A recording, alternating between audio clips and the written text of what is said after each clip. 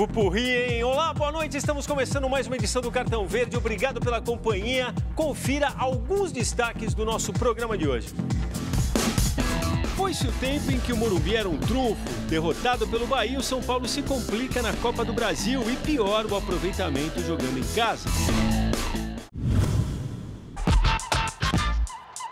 O futebol não foi bonito, mas Moisés fez o resultado lindo.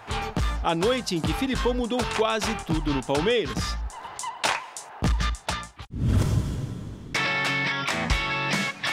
A vitória assinada pelo argentino Marco Ruben, que deixou o Atlético Paranaense a um empate de se tornar o mais novo campeão da Recopa Sul-Americana. Uma conversa com o ex-técnico Candinho sobre o futebol atual, a seleção brasileira que ele comandou um dia e a longa trajetória por alguns dos principais clubes do país.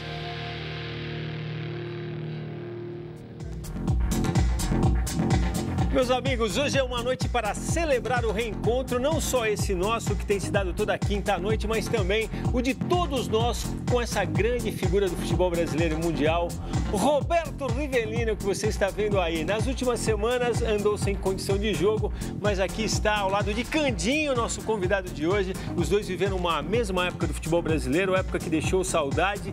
E é assim, com alegria de ver o time completo, que vamos para o jogo. Falar do Palmeiras, do São Paulo, do Corinthians, que saiu de campo agora há pouco, vitorioso, do Flamengo e de tudo que foi notícia no universo esportivo. E se digo que o time do Cartão Verde está completo, é porque aqui estão também Vitor Birner e Celso Unzelt, que junto com o Riva formam o nosso glorioso trio de comentaristas. Muito boa noite a todos. Obrigado, Candinho, pela presença. O Riva sempre lembra da época de aspirante, mas ele nunca fala pra gente que tinha um zagueiro que batia nele, entendeu? Boa noite, obrigado. É um prazer estar com vocês aqui, um prazer ainda maior de ver o meu amigo Riva bem aqui, já voltando ao programa. Nós somos da época que a gente tinha campeonato de aspirante, quando a gente começou, eu no Palmeiras, ele no Corinthians, e desde aquela época, aí, não preciso nem dizer quem foi o Rivelino, né? Eu fui um jogador mais ou menos, mas hoje eu estou muito contente de estar aqui com ele. E nós todos estamos. Agora é o seguinte, o pessoal em casa está esperando o boletim, Riva, pode dar o boletim. Você foi o paciente, você dá o boletim. Pronto para o jogo, meu? Não muito pronto. Contente, feliz de estar de volta, graças a Deus. Tá com uma cara ótima, bicho, está renovado. Graças a Deus, agradecer as pessoas, carinho das pessoas, muita homenagem de pronta recuperação. Mas estou com aí 50%, 60%. Até não deveria estar aqui mais. Mas o coração não deixa ficar longe. Fala maior. Eu vou falar que nem Candinho Zagallo, falava. Pegar uma frase do Zagallo. Vocês vão ter que me engolir. Estamos indo para isso, Riva. Estamos indo para isso. Não quis ser poupado, não. E aí, isso que é legal, isso que é a melhor coisa. Bom, a nossa enquete de hoje é mais do que direta. Você gostou da convocação do técnico Tite para a Copa América, sim ou não? Com a questão posta, a gente levanta a bola para o Candinho, que viveu a seleção brasileira e sabe que não é fácil agradar a torcida, hein? Participem do programa com a gente, votem, comentem, façam sugestões. Estamos no Twitter, Jogo da Velha Cartão Verde. E aí, Candinho, gostou da convocação? Olha, a gente tem que entender o lado do Tite também, né? E do momento, né? Ele está sendo muito cobrado pela Copa do Mundo. A cobrança veio, que nós não jogamos uma boa Copa, alguns jogadores não estiveram muito bem, né? E ele, então, fica sob pressão, porque se não ganhar a Copa América agora aqui no Brasil, né? Você acha que tudo ruim? Vai ter uma grande... em cima dele uma pressão, né? Eu acho que então ele não quis fazer uma renovação agora, entendo assim, que todo mundo queria mais jovens para pensar lá na Copa, lá no fim, e ele ainda mantém alguns jogadores da Copa do Mundo. Mas é o que tem também, né? Não tem muita coisa melhor do que ele chamou também. Isso é uma verdade. Fala aí, você que você deu de olho em tudo, Riva, pode falar. Não, eu fiquei olhando, apesar muito pouco coisas boas, infelizmente. O futebol brasileiro passa um momento muito difícil, muito criticado treinadores, muito criticado maneira de jogar, mas o que a gente tem de analisar é o jogador brasileiro hoje. O futebol brasileiro como caminha. Né? Realmente nós jogamos um futebol muito abaixo. Estamos muito abaixo, estamos jogando um futebol péssimo. E cada ano que passa, a tendência, infelizmente, é pior. Eu já falo isso aqui, já desde que o Cruzeiro foi bicampeão, fala, ó, cada vez o nível técnico nosso é muito baixo.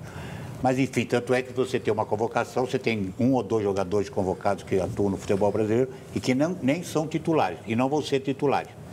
Agora, a convocação, claro, ele está se apegando. Ele, claro, uma Copa América quer ganhar, sem dúvida alguma. E acredito, Candinho, que ele vai até com esse time, ou com esses jogadores que puderem, se estiverem bem, eliminatória.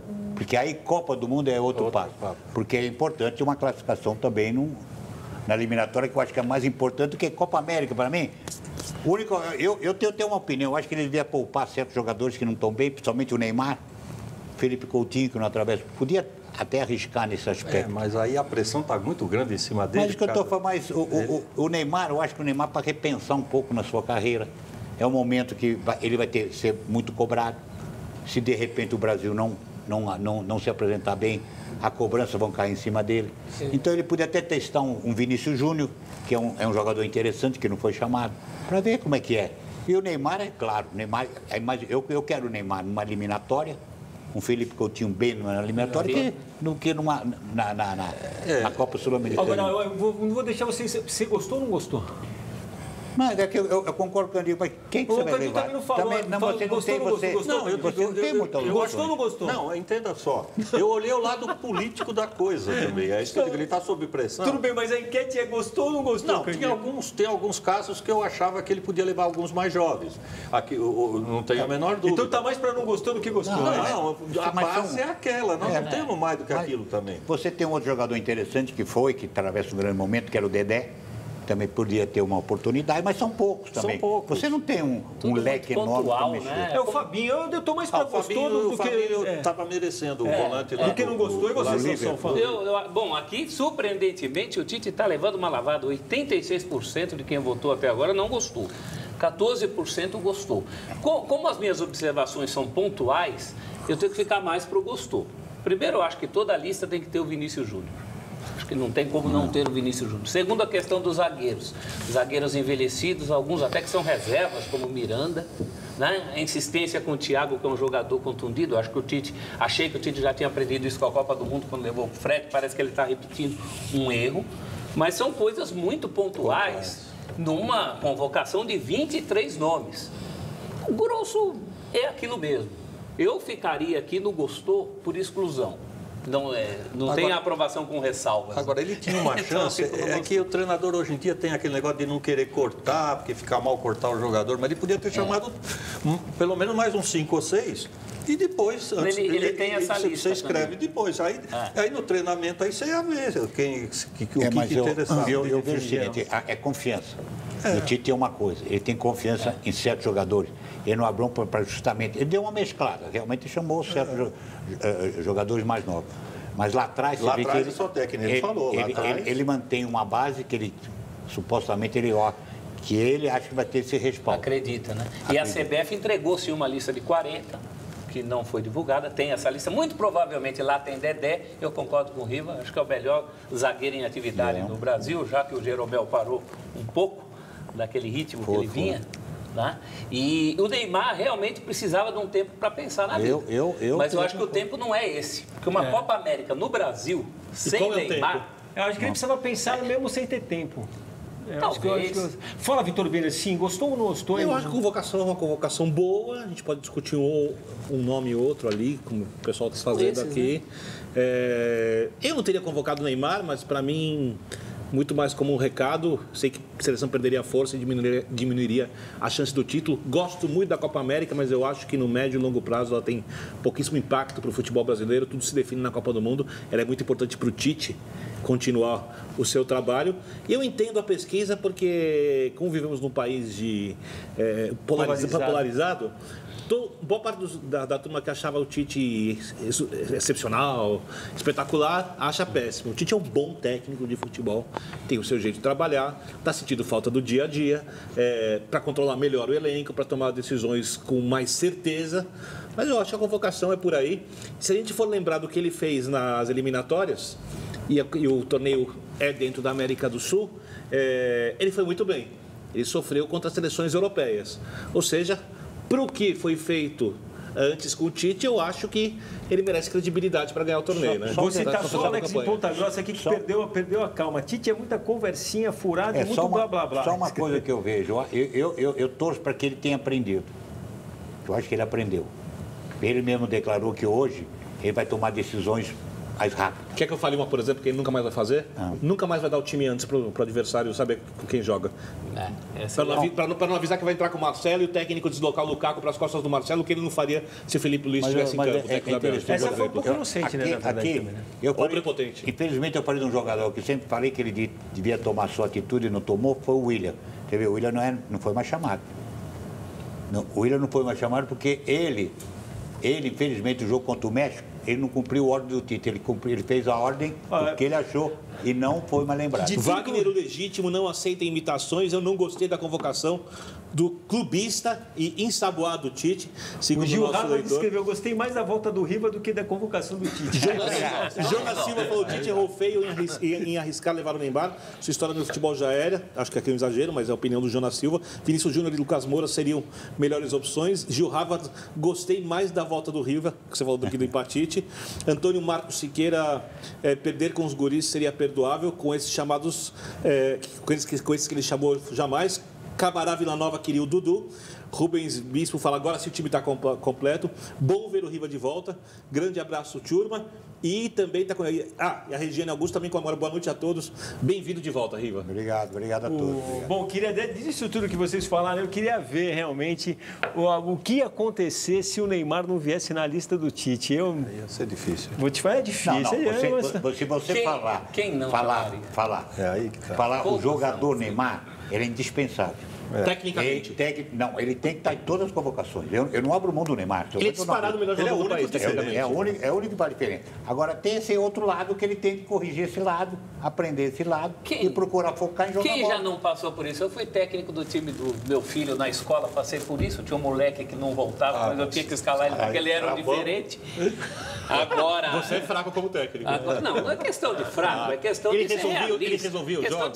Ele ganhava campeonato? Os únicos gols que ele fazia era ele. Ele ganhava campeonatos? Era ele que fazia. Ele ganhava campeonatos, sim ou não? Ele não era mágico também. Com Então, aquele time que a gente tinha, não dava tinha que para ganhar o campeonato. Mas o Neymar é mágico. O Neymar é mágico. É mágico. O Neymar é a única coisa diferente que nós temos Você hoje. ganha campeonatos. Eu digo, esqueça os problemas dele. No campo, sim, é. Bom, no Palmeiras, como disse Moisés, autor do gol da vitória sobre o Sampaio Corrêa por 1-0, mudou tudo, principalmente a qualidade do futebol apresentado. Quando a fase é boa, a vitória, mesmo que improvável, aparece, e foi o caso.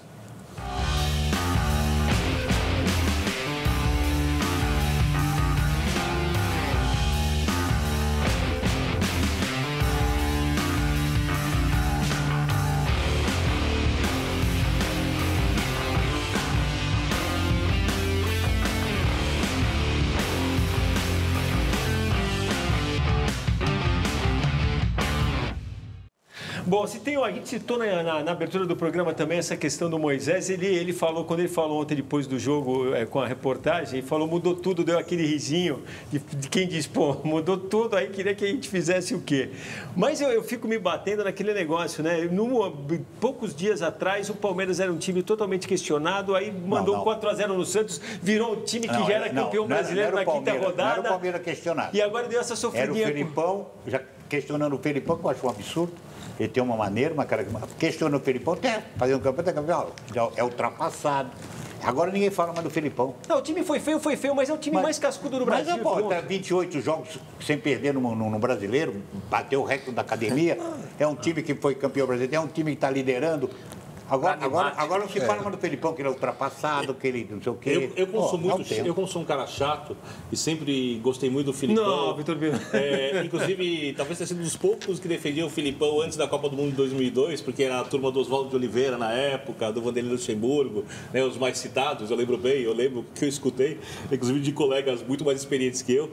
Eu acho o seguinte, dentro do que ele se propõe a fazer, ele é muito bom. Ele é muito bom. Porém, o time pode oferecer mais. E aí, pergunto eu, pensando no nível de excelência, dentro daquele elenco que o Palmeiras pode oferecer, como esse time do Palmeiras vai reagir se, por exemplo, toma 2 gols de novo no mata-mata para atuar na partida de volta? Porque esse tipo de repertório, que pode ser preparado, não está sendo preparado. Tá? Então, eu não consigo entender por que eu tenho que aplaudir, sem questionar, uma forma de jogo bem feita, se o time pode ter 3 ou 4 jeitos diferentes de jogar e fazer algumas coisas a mais. Nessa parada de 15 dias... Não estou falando que tá ruim, estou elogiando. Mas na parada dos 15 dias que ele teve para trabalhar, ele trabalhou e mostrou competência. O Palmeiras voltou diferente. A bola, alternativa. O time já voltou diferente, Vitor. Não, o time está jogando bem. Não é uma crítica. Acho mais que essa suposição que o Vitor está falando, que é quase que um consenso, em todo lugar você escuta esse tipo de coisa, que no pontos corridos, o Palmeiras vai deslanchar no mata-mata, corre risco. Hoje, corre menos risco do que corria na temporada passada. O tempo passou e o time amadureceu e é outro. Mas quem não corre risco no mata-mata? O Barcelona correu risco que ficou forte. O que estava o Ajax, que todo mundo realmente até eu queria um Ajax de Barcelona, mas não, de repente tinha tudo para... O que eu estou dizendo é que o Palmeiras é que lá não se reclama que você perde também no mata-mata para um time que está no nível do seu. Agora, você perde o Sampaio correndo. O Felipão tem uma coisa que a gente tem que entender. Desde ele do Grêmio. Eu jogava contra ele na Arábia Saudita, eu era do Al Hilal, ele era do outro time lá. O Felipão nunca foi dos times dele jogar bonito. Você pode a imprensa pode criticar, ele vai mandar bater arremesso lateral como se fosse escanteio, lá o Moisés, lá dentro da área para nego brigar na cabeça. E isso hoje, às vezes, está faltando um pouco. Por exemplo, o São Paulo, que eu vi o jogo, só ficou toca aqui, não entra dentro do Bahia. É feio dar um chutão, às vezes, um cruzamento, jogar bola. Parece que é feio hoje. Isso, e o Felipão é adepto desse jogo. Eu não estou preocupado com feio ou bonito. Eu sei, mas ele não é desse tipo de jogo hoje. O Palmeiras tem o melhor elenco do continente. Com alguma Você não está preocupado com feio bonito, você está preocupado com quem? Estou preocupado com aumentar as chances do Palmeiras ser campeão. O Palmeiras já é o favorito, um dos favoritos a ganhar qualquer campeonato que disputar, mas o favoritismo pode aumentar. Eu estou pensando em elevar o padrão do Palmeiras. Porque o Palmeiras tem esse jogo, gosto de falar hoje em dia, reativo. Né? Uma jogada aérea muito forte, uma transição em velocidade muito competente. Se pega um time que marca muito e toma um gol, se tem 10 minutos de lapso, como teve quando o Boca Juniors... na Copa do Brasil e na Libertadores. Por que não ter um repertório mais bem trabalhado com a bola também para lidar com essas circunstâncias que, eventualmente, não estou dizendo que vai acontecer, podem acontecer? Para aumentar a tua margem, né? Mas fala-se muito da Palmeiras, fazer dois e fazer um. Você não acha que, de certa forma, o repertório também está aumentando? Eu acho que está dependendo muito do adversário. Contra o Santos é uma coisa, você jogar como o Palmeiras, que eu acho que foi a melhor partida do Palmeiras. O Santos é um time que deixa jogar e deu bom ali naquela partida. Os dois laterais que vinham jogando bem, agora ele deixou no banco. Tem isso. O menino que puxou o contra-ataque, esse que foi vendido para o Real Madrid, no banco. Pô, ele parece que... Ele pensou que ia jogar com o Jabaquara. E o São Paulo... E surpreendentemente ele não reagiu durante a partida. Mas aí é que está. Aí, com tudo que a gente está elogiando o São Paulo, aí com o estilo de jogo bonito, e esse jogo do Palmeiras, nós temos que malhar ele, porque ele jamais vai jogar contra o Palmeiras, tirar os dois laterais que estavam jogando bem pra caramba, tirar o ponta que era o que diferente, ele tirou mais um, acho que teve mais um que ele tirou. Ele tirou o Rodrigo. Não, fora o Rodrigo. E acho que até dosar, né, Candinho? Mas não vai dosar contra o Palmeiras. É isso que eu estou falando, dosar, saber o que é gozado, você tem um tio Palmeiras, fala do plantel, realmente, né? Mas qual é o jogador? Você tem um pouco do Dudu que desequilibra. Mas qual é o jogador que desequilibra? Eu ia falar me diz, não tem nenhum na seleção. Me diz qual o jogador que pega, vai cair, vai desequilibrar. Não, por isso que eu digo. O estilo do Felipão é cruzar na área. Pode dizer.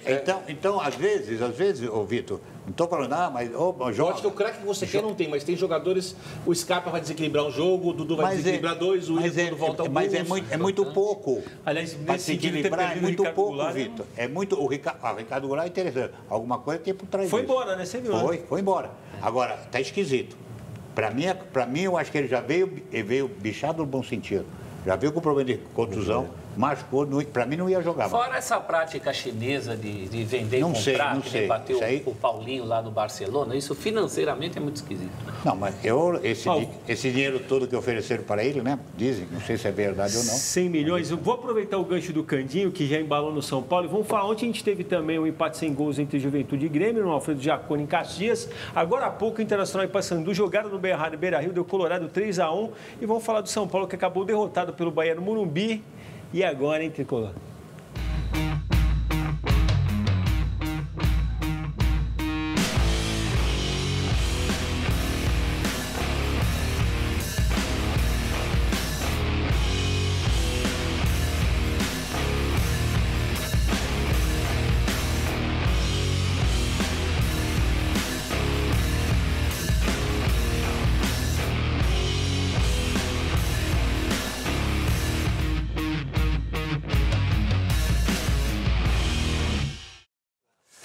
Ó, Candinho, eu vou tocar a bola para você, que você já tinha começado a falar do São Paulo, fez essa análise de um time querendo jogar realmente concentrado, sem perceber que o jogo estava exigindo realmente uma atitude um pouco diferente. Agora, o Pato jogou muito bem, realmente fiquei impressionado. E também fala uma coisa que vai no sentido contrário do discurso que eu escutei depois de terminar a partida. Acho que o Bahia realmente jogou um bom futebol, conseguiu um ótimo resultado. Agora, não é esse time que todo mundo fala que é, entendeu? Tecnicamente é um time limitado e por aí vai. Você disse quem que é limitado?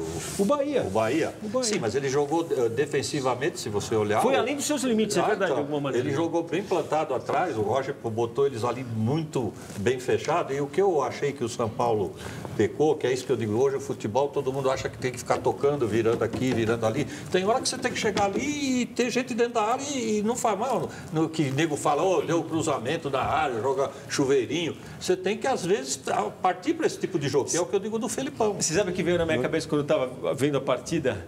Eu olhei em determinado momento e falei, pô, o São Paulo está pensando que é o Ajax. Mas você vai ficar tocando, podia estar até agora lá tocando. Tem hora que você tem que jogar feio. E hoje, mais do que nunca, a gente percebe. As jogadas fortes são as laterais, porque acabou uma tabela. É difícil você ver uma tabela, uma jogada ensaiadinha, o pessoal fazendo uma tabelinha nesse aspecto. Então a jogada. E o cruzamento, mas tem que saber também o cruzamento. E no fundo, saber cruzar. Mas é o que eu digo. A gente vê times como que nem o Barcelona, né, que eu gosto de ver jogar, ele vai no fundo, mas você vê que a jogada ou é aqui ou é para alguém aproveitar. Mas tem muitos jogadores de muito mais qualidade do que os. Mas eu sei, mas espera um pouquinho, mas eu treino todo dia, Candinho. O que a gente vê é o cara pega a bola, quando vai cruzar, bate no. Os caras cruzam, bate escanteio fora. É um negócio também absurdo. O Vitor Bena, que estava de olho no jogo, vai falar o que foi aquele. São Paulo jogou bem. Aquele cruzamento do Léo Pelé, que é só Léo agora.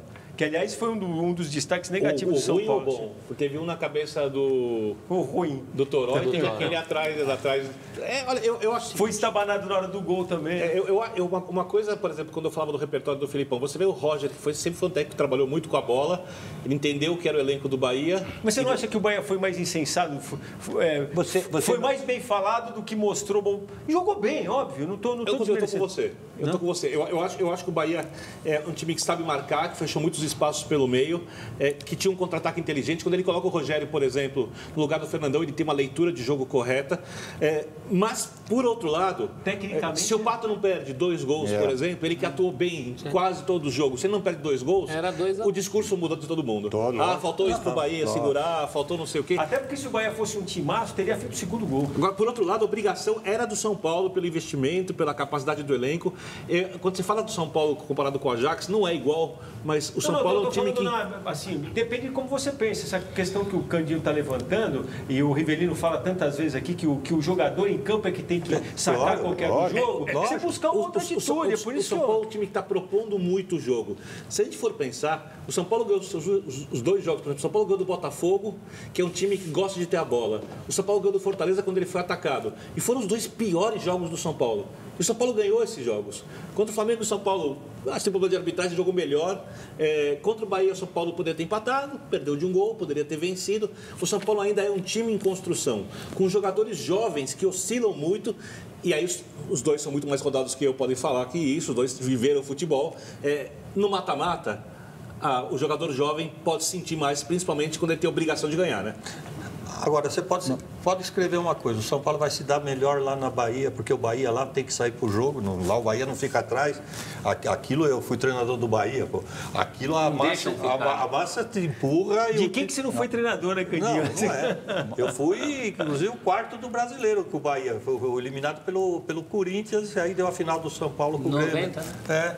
Então, o que eu digo, lá eu conheço bem a Fonte Nova, não tem como jogar atrás lá. Mas uma pergunta. Lá vai ser melhor pro São Paulo. Que nem para mim, porque eu vi.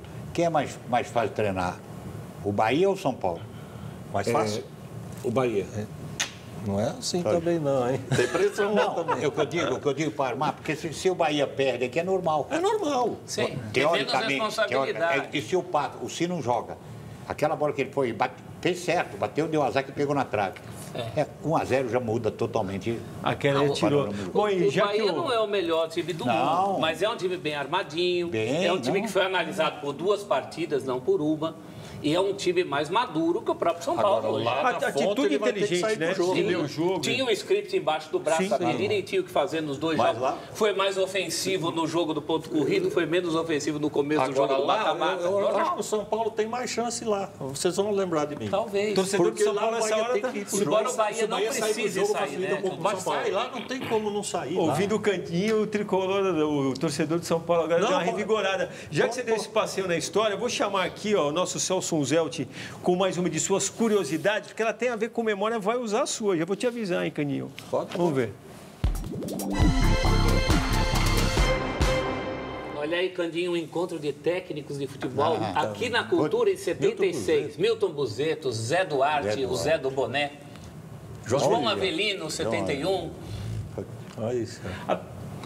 A pergunta é, Candinho, você estava nesse encontro? Não, eu vi depois dele.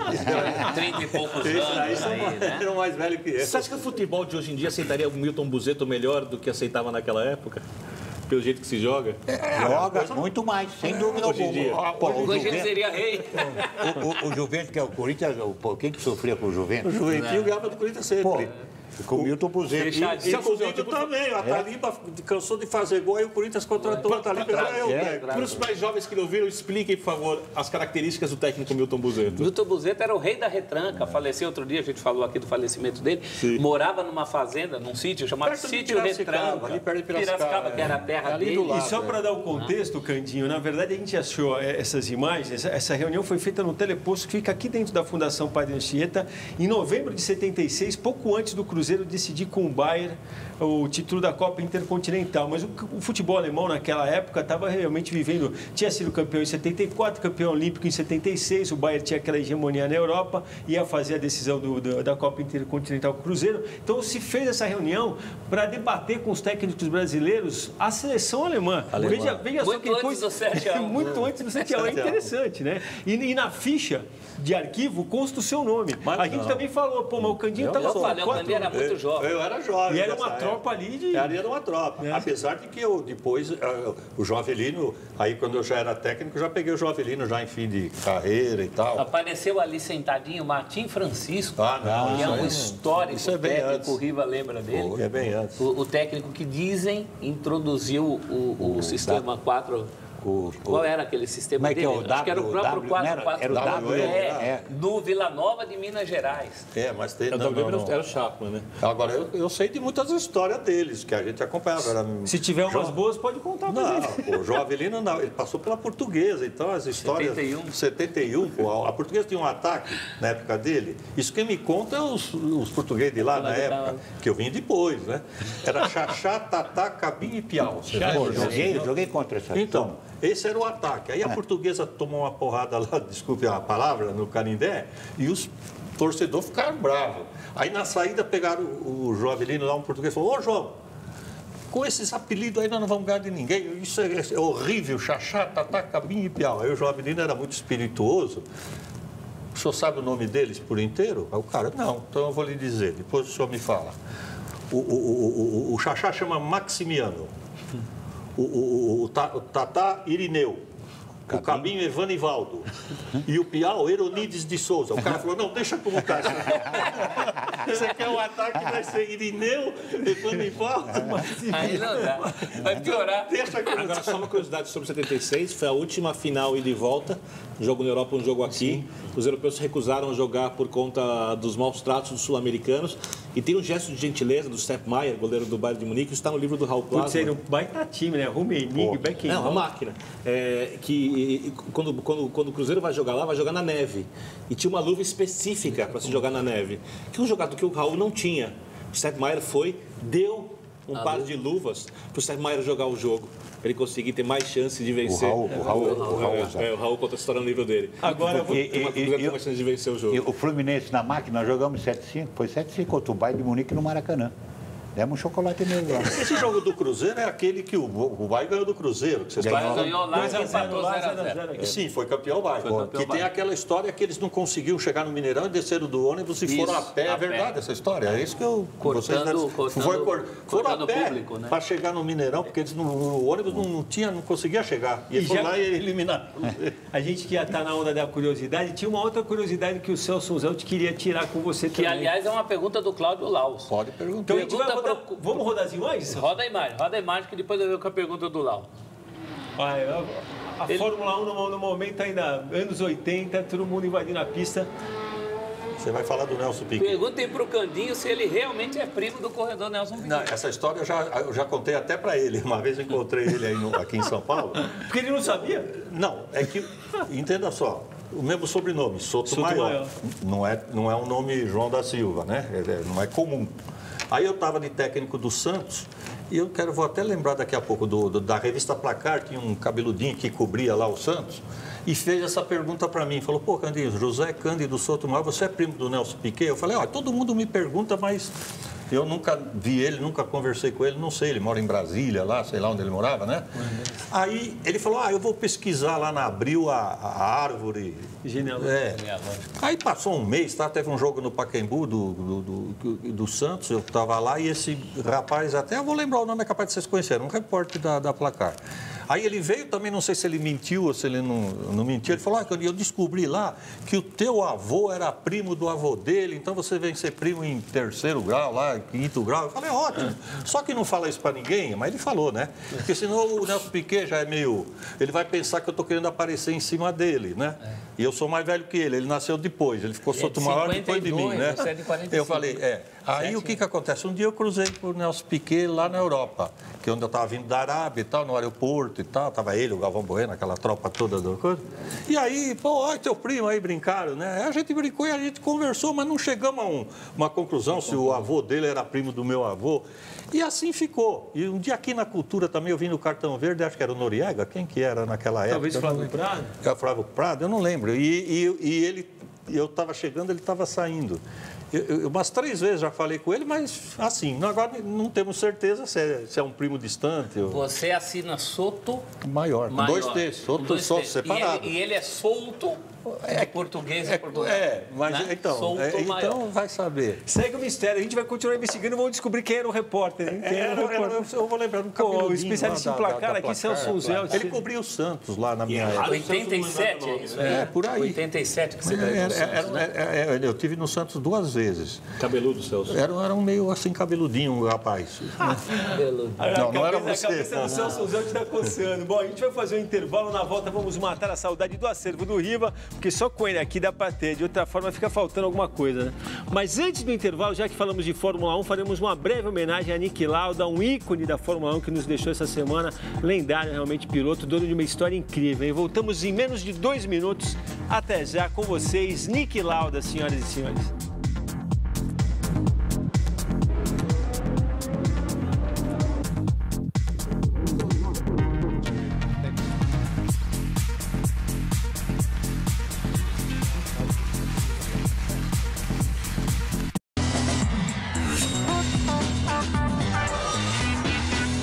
Cartão Verde está de volta. Conheceremos agora mais uma página da história do nosso camisa 10, Roberto Rivelino. Em outras palavras, hora de dar mais um passeio pelo acervo do Rio.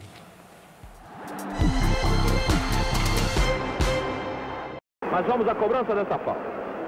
Rivelino se prepara. Boa posição para Rivelino. Goleiro da Iugoslávia. Rivelino a bola. Correu Rivelino, atirou para fora. Clodoaldo. Lançamento para a penetração de Rivelino para a sua canto esquerda. Atirou, gol! Gol! Brasil! Rivelino! Camisa 11. 14 minutos. Empata o jogo para o Brasil. Rivelino!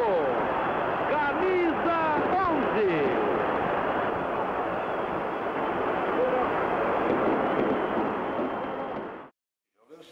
Isso aí é marcante. É? Você foi na despedida do Pelé. Quem era o 9 ali que de costa ali? Parecia o Flávio, não é o Flávio aquele que era do Corinthians, não. É mais pra frente, porque aí é 71, né? É 18 de julho de 71. 71, né? 71. Então, nós estávamos... Acho que nós íamos jogar até a minicopa, não foi?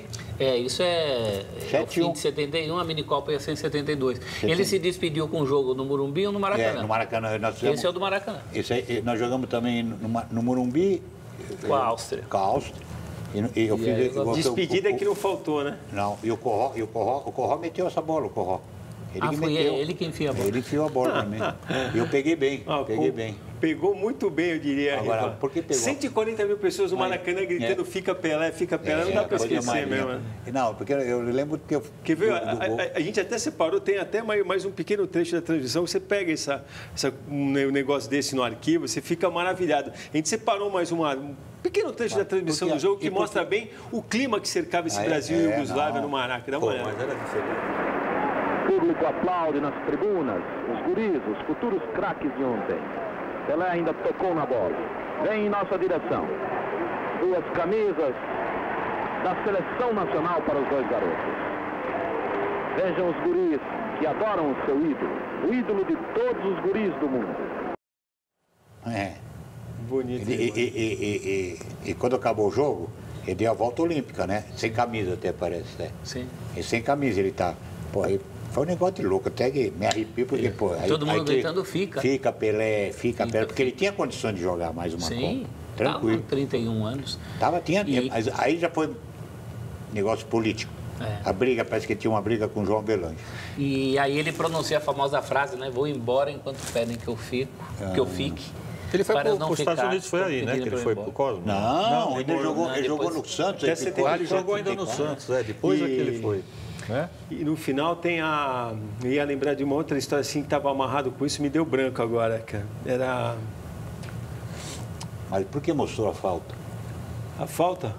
Porque para mostrar que você não é perfeito, né, Riva? Senão... É para dar o contraste, para valorizar o gol. Não, lembrei o que era. E o Celso vai me ajudar, porque o Pelé estreia no Maracanã também, com 16 anos de idade no Brasil e Argentina e marca gol, né? Pela seleção brasileira, sim. E marca gol. Marca o gol do empate com a Argentina, Copa Roca, era o Silvio Perillo que colocou ele em campo naquele dia.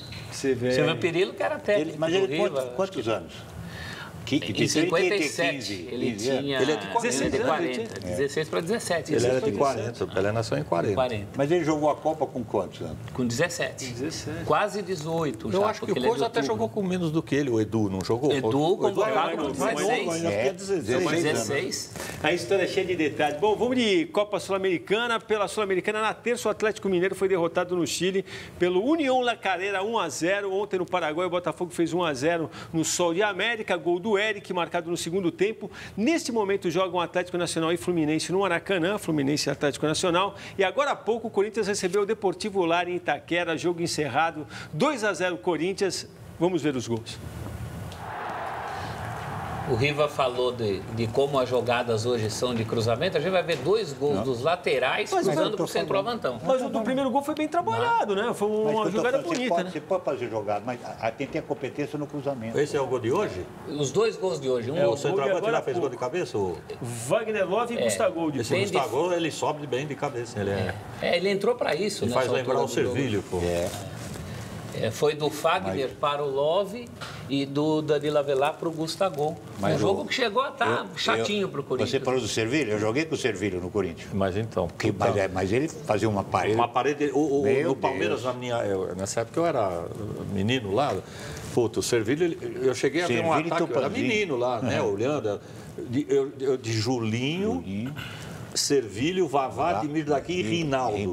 Você que é um... Todo mundo junto. Você lembra desse ataque? No mesmo time. O Admir daqui é novinho, era o único novinho ali. O Rinaldo veio do Recife, um ponto esquerdo. Ponto esquerdo. Puta, e você sabe qual era o time de baixo depois, o que depois foram contratando? Era Gildo, Tupanzinho, que jogava pra caramba, Ademar, Pantera e Nilo. Esse Nilo era um ponto esquerdo que veio junto com o Djalma Dias, do América. Olha o plantel do Palmeiras.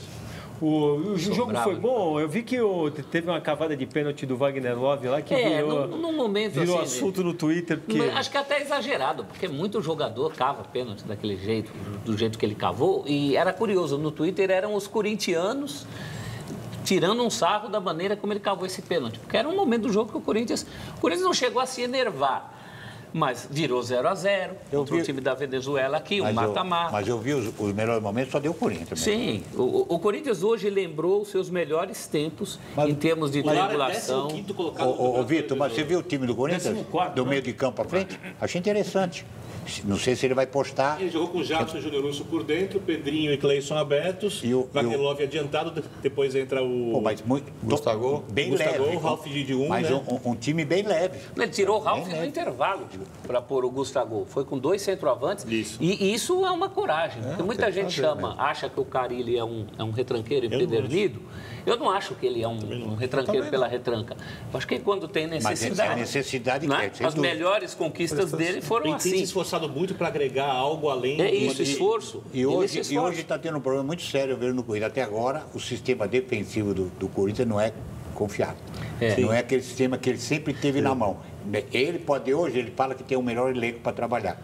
Mas, na verdade, em termos defensivos... É verdade. Mas hoje era um raro jogo, Riva, que ele podia abrir mão da defesa. Lógico. Ele tirou o Ralf. Você vê que os 2 gols são um auxílio dos laterais? Não por acaso, porque os laterais hoje não tiveram trabalho defensivo. Mas então, eles tinham mais que apoiar. Hoje, o que o Corinthians tem de bom, eu acredito, são os 2 laterais. O Fagner atravessa um grande momento. Para mim, até eu... particularmente deve ser o titular da seleção brasileira, pelo futebol que vem jogando. E o Avelar muito bom no jogo aéreo também. Enfim, foi bem melhor do que o Corinthians vinha apresentando. O Fagner fez uma faltinha dura, levou aquele cartão amarelo tradicional. Eu acho que o Everaldo vai acabar ganhando a posição rapidamente. Mas ele joga pela direita também, não?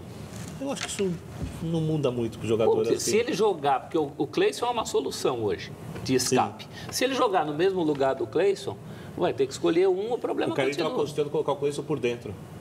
Eu acho um desperdício. Não. Eu não vejo ele jogando. Poderia jogar com ambos abertos. Tá? Agora o que pode então, por isso que eu perguntei se ele joga pela direita. Ou o Cleison pela direita. Eu acho que há uma possibilidade de jogar esse garoto que vem, Everaldo. Ele jogar pelo lado direito e tentar também. Ou então inverter. O Cleison também pode ser. Quem sabe o Cleison pelo lado direito também se dá bem. E uma outra curiosidade, ele entrou com o time titular hoje. Foi? E tem o clássico domingo. Porque para o Corinthians, a Sul-Americana é bem viável. No Campeonato o Corinthians pode ganhar e é um título e vale uma vaga direta na Libertadores. É o único que falta para o Corinthians dos títulos oficiais. Ele tem o clássico do domingo. Mas o que vai pesar é que é um caminho mesmo, né, Celso? Não é o fato de faltar, né? Não, tudo bem, mas é legal você ganhar um título. A verdade é uma só, Celso. Em termos de título brasileiro, eu não vejo o Corinthians disputando título brasileiro, mas nem, infelizmente, não vejo. Mas agora a agenda aperta, porque o teu clássico do domingo vai para a Venezuela na segunda, embora o jogo na Venezuela só seja na quinta, e tem o Flamengo na terça. O jogo com Goiás, que seria na noite do sábado, fatalmente será adiado pela CBF, talvez para depois da Copa América. Porque não há data. Não há data. Como é que você vai fazer? Aliás, foi bom você lembrar do clássico, que é uma coisa que acho que vale a pena anotar, né? Acho que o grande risco do São Paulo, nesse momento, é tomar uma turga... Se perder, entra em crise. Não, o jogo é no campo do Corinthians? O jogo é Itaquera.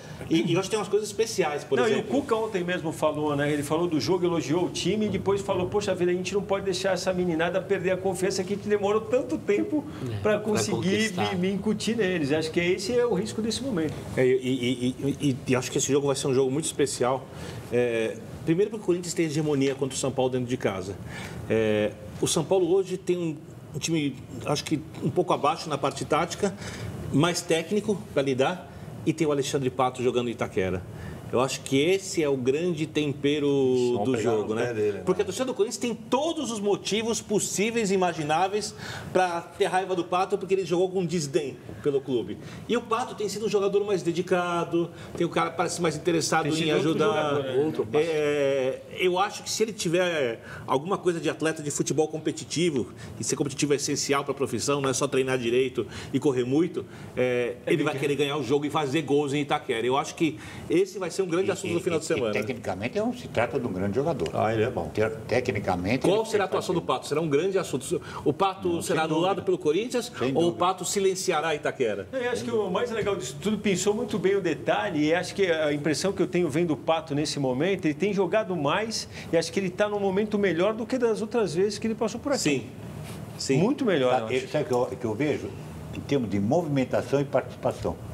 Querendo mais e assumindo mais. Está mais refinado também, parece também. O que eu vejo também, que eu acho legal, fisicamente, me parece que ele está bem fisicamente. E acho que o contraste entre ele e os outros que estão jogando aqui aumentou. Tá faltando um 9 lá. É verdade. Aumentou. Tá faltando um 9 para jogar com ele lá, porque ele está vindo mais buscar o jogo. É verdade. O Pablo... Por falar em bom momento, vamos falar do Atlético Paranaense, que está a um empate de conquistar a Recopa Sul-Americana. Ontem na Arena da Baixada jogou bem, foi melhor do que o River Plate, venceu com o gol do argentino Marco Ruben. Tá com moral, hein? A gente vai ver o gol aí.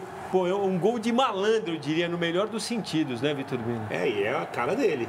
É a cara dele. O Marco Ruben, um canacha. A maneira, né, autêntico. cara? Tem uma outra câmera, não sei se a gente vai usar, tem um detalhe por baixo, você vê, realmente ele estava quase caindo, já ele estica, deixa o pé para encontrar a bola. Ele fez gols lá todos os jogos, né? Pô, fez 4 contra o Boca? 3 contra o Boca, 3 contra o Boca. 1 contra o River agora. Ele gosta de jogar contra os argentinos. E o Vitor Bino gosta mesmo porque ele veio do Rosário Central. Gosta o Vitor Bino do ele Marco fala Ruben, até todos balança pelo a Marco cabeça. Ruben.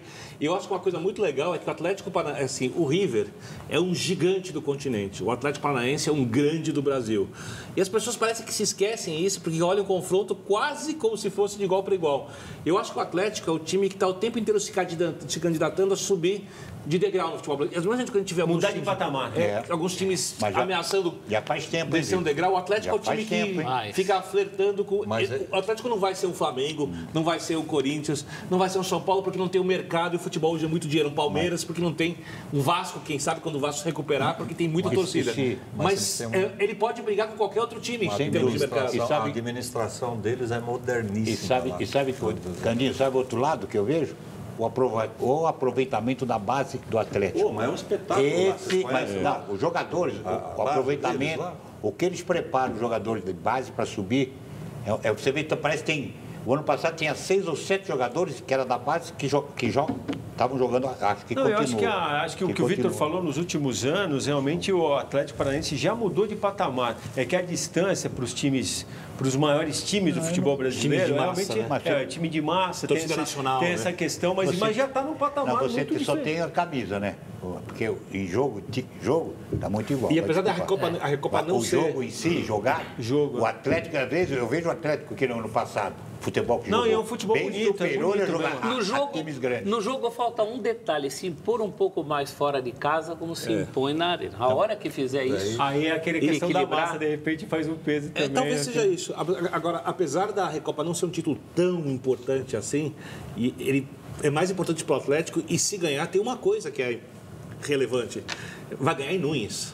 É um vestibular para pegar o Boca, ganhar um campeonato em Núñez contra o River Plate é um feito para qualquer time brasileiro. Talvez não mude de patamar, mas é um prestígio danado. Um prestígio danado, vai ser falado na América do Sul inteira. Vai aparecer no mundo. Quinta-feira no Monumental de Núñez por um empate. E já é vestibular para pegar o Boca Juniors na... E vamos lembrar que vai ser talvez o único time que logo após os dois finalistas da Libertadores disputarem a final... vai ter conseguido ganhar desses dois times, sendo que são os dois maiores times da Argentina. Quer dizer, é para dar moral pro time. Bom, voltaremos em instantes para distribuir cartões verdes e vermelhos. E vamos falar de basquete também. O segundo jogo das finais do NBB terminou agora há pouco.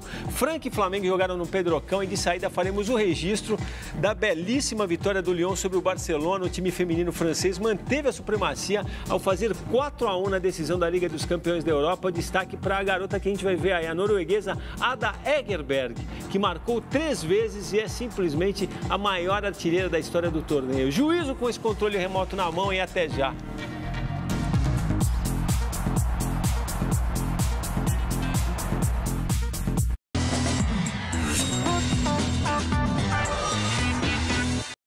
Estamos de volta com o Cartão Verde. A gente tem acompanhado o basquete, decisão do NBB, o Campeonato Brasileiro Masculino. No domingo, no Maracanãzinho, o Flamengo fez 1-0 na melhor de 5, venceu o Franca por 82-68. Hoje teve o segundo jogo no Pedrocão em Franca e o time da casa venceu 88-79, 1-1, portanto, na melhor de 5, decisiva.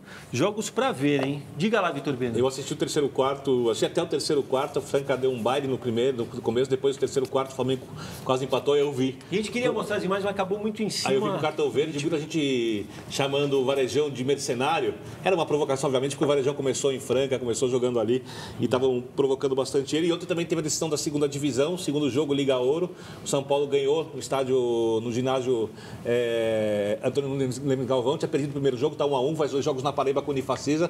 E se conseguir uma vitória, traz a decisão para a próxima sexta-feira para o Morumbi. Luiz Eduardo está dizendo, Luiz Eduardo Torruco, para divulgar por gentileza, esse movimento democrático da torcida do Santos, trazendo cabe aos conselheiros eleitos como nossos votos, pedirem as garantias corretas e prazos justos, aprovar desejos associados do mundo para principalmente dos milhares de novos sócios que serão captados e gerarão milhões de reais ao clube anualmente. Acho que deve estar querendo mais direitos aos sócios. Carlos Alberto diz que o Barcelona não ganha mais nada nem no feminino e diz que também o time do Rivelino e do Celso Zelt não ganha mais nada com o VAR. O VAR dá e o VAR tira. A Sabrina Fernandes fala que o Furacão vai fazer história em 2019. O Henrique disse que o Candinho tem que falar da Lusa, senão não é Candinho. Quer que você fale alguma coisa da portuguesa? Vamos falar. Já pode falar já? Por favor. É lamentável ver a situação que a portuguesa se encontra, né? Eu que trabalhei lá muitas vezes, joguei finais contra o Grêmio, joguei aqui quando o Castrilli me assaltou aqui contra o Corinthians, né? Então a portuguesa tinha time que disputava pelo menos entre os 4 primeiros, 5 sempre, né? E depois ver a portuguesa nessa situação, a gente fica lamentável, porque é um time que a gente gosta, que todo mundo gosta, e lamentavelmente está nessa situação. E o último cargo no futebol foi da portuguesa, foi de diretor. Então, depois... E Candinho, eu tive a felicidade e o prazer de ser convidado na abertura do Canindé, fui. De jogar, fazer um jogo pela portuguesa. Ô, Riva, maior prazer. Vou tomar a bola de você. A gente está na reta final. Cartão verde e vermelho tem? Pai, pum? Olha, eu sei pegar de surpresa, mas tudo bem. O vermelho eu vou dar para a entrada criminosa contra o Pato, porque eu sei o que é. Hoje eu tive um problema de cervical, operei. Impressionante, nem amarelo deram, parece para o atleta. Nem amarelo. Nem amarelo que deram. E a entrada também, no outro garoto ligeiro também. A entrada maldosa. Aquela eu achei que foi mais acidental, mas... Mas não sei não. Ali pegou. Bom, a do foi criminosa, era para ser expulsa. E o verde? A do Liseiro não foi nem falta. Nem falta foi, né? Mas ó, foi porque a gente quando jogou... São Paulo mandou reclamação para a CBF, né? Tudo bem, Agora, o verde eu vou dar... Eu tive a felicidade de ver como eles sabem prestigiar os seus ídolos, os seus ex-atletas. Baile de Munique. Nossa, você viu que festa? Que festa que fizeram para o Ribéry, para o Robin e o Rafinha. O Rafinha. Vídeo para cada um. Coisa linda, maravilhosa. E campeão novamente, e né? para o Ribéry também. O Ribéry também. É o Ribéry. Despedida do triplo. Vamos lá, voando. Vamos, Celção. Bom, o vermelho para a Conmebol, que mais uma vez anunciou que o time da segunda divisão não pode jogar a competição sul-americana e no dia seguinte já falou que pode. Mais uma lambança do futebol sul-americano. E cartão verde é para esse querido craque aqui, Roberto. Pô, você roubou meu cartão verde. Para o restabelecimento dele. Era o meu cartão verde. Para a volta também, dele ao nosso convívio. Cartão verdão para você, Riva. Aqui o Paulo Pacheco escreveu aqui falando, brincadeira como o Riva agrega. Luiz Saek, grande Riva. Honra vê-lo aqui. Bob Zimmermann. Candinho, alguém distribui o cartão verde e o vermelho? Não, tem? o verde não tenho a menor dúvida que é para o meu amigo Rivelino, né? Pode ver ele aqui recuperadão e tal. Ele já está dando até elástico aí. Você vai dando pique? Nem tanto. O Rivelino, a gente teve grandes batalhas na época de aspirante ali no Corinthians e no Palmeiras, mas sempre a gente foi sempre amigo e um baita do cara, um pai, não preciso nem dizer. Bacana, obrigado. Vê-los lado a lado. Mandando um salve aqui pro Márcio Eduardo. O vermelho é pro mau futebol que nós estamos jogando hoje. Que bem eu lembrado. tenho que dar, porque eu vou te contar, tá difícil de ver jogo que 90 minutos vai 2 bolas no gol. É bem essa média. E ninguém faz gol de falta, que nem o Rivelino fazia. Você não vê o gol de falta. Difícil. Esse é o vermelho. A seleção desde 2014. Alonso ele diz que os únicos que criticam o Neymar são os corintianos. anos. O Sirigode, não é verdade, tem mais gente. O Sirigode disse que o Cartão Verde é o melhor programa de todos, a gente agradece. Manda os seus rapidinho. E muita gente aqui, Vladir. O verde é pro Riva, tá? O vermelho vai pra falta de critério, inclusive agora ao usar o VAR. Você não sabe quando o árbitro chama o VAR, se chama em amarelo, se chama em vermelho. Não é nem discutir o critério do lance, é discutir o critério de usar ou não o VAR. E só passar rapidinho antes dos seus, Valdir, aqui, o Muramassa, a crítica é geral à convocação do Tite, tá? A maioria. Cumprimentando aqui o Muramassa, o Alexandre Cavini, o Edu Vitor, o Márcio Eduardo, o Carlos Alberto, a Rita Ram, o Twitter do Tom Dooley, o Márcio Eduardo, o Jackson Vitoriano de Urro, Edson Gabriel Filho e todo mundo que mandou tweet aqui, Valdir. Ó, só atualizando, Copa Sul-Americana então, o Fluminense fez 4-1 no Atlético Nacional, jogo encerrado. Encerrado também o primeiro jogo da decisão da Copa do Nordeste, Fortaleza fez 1-0 no Botafogo da Paraíba. O verde, é claro que eu daria para o Rivelino, vou só guardar ele aqui porque eu quero fazer uma citação no final. E o vermelho, já que o Celso Unzel te falou dessa lambança da Conmebol, o meu vai para o pessoal da CBF que está cuidando do futebol brasileiro. Quem te viu essa cena, a gente até separou a imagem aí da cabine do VAR passeando, desrespeitando lei de trânsito em São Luís, a caminho do Castelão. O cara levando realmente, né? Isso virou um assunto no Twitter, não sei se você já tinha visto. Não tinha visto. Realmente é muito improviso para um futebol que tem muito dinheiro. É o VAR andando no meio da rua? O cara o VAR chegando, indo pro estádio. Esse é o Parece o Papa Móvel. Pô, não tinha um coisa fechado, um caminhão? Não, é só amarrar ali, o cara não podia estar junto ali, não pode estar lá solto. E o meu vermelho, na verdade, eu acho o seguinte, acho que a história, na verdade, às vezes guarda certos atletas e outros nomes ela acaba escondendo. O nosso encerramento de hoje vai ser uma homenagem a um grande nome do atletismo brasileiro, que aos poucos, eu diria, tem sido cada vez menos lembrado e é um gigante. João Carlos de Oliveira, o nosso João do Pulo, medalhista olímpico, certa feita campeão mundial do salto triplo. 17 metros e 89, eu recordo. Dia 28 agora, antes que a gente volte a se encontrar, o João faria 65 anos. No dia seguinte se completará também 20 anos de sua partida. A trilha será a música de Aldir Blanc e João Bosco, veja só, feita para ele, João do Pulo. A vocês, muito obrigado pela companhia. Até a próxima quinta, 10h30 da noite. Obrigado mais uma vez, Candinho. E fica aqui o registro, porque eu tenho essa impressão realmente que a história aos poucos vai apagando. Não vai apagar, né? Mas a gente fala cada vez menos. A memória é curta. Fica o meu cartão verde aqui, dividido contigo. Se tivesse VAR na Olimpíada. Se tivesse VAR na Olimpíada. Até tinha, né? Mas contaram do jeito que queria. Você vai entender. Uma história de vida maluquíssima, né? Os descontentes continuam em maioria, é isso, Celso? 82% contra 18%. Não gostaram da convocação de Tite. Obrigado mais uma vez, Candinho. Obrigado. Legal te ver ao lado do Riva. Muito obrigado. Até a próxima quinta, 10h30 da noite. Ficamos com o João do Pulo. Grande figura.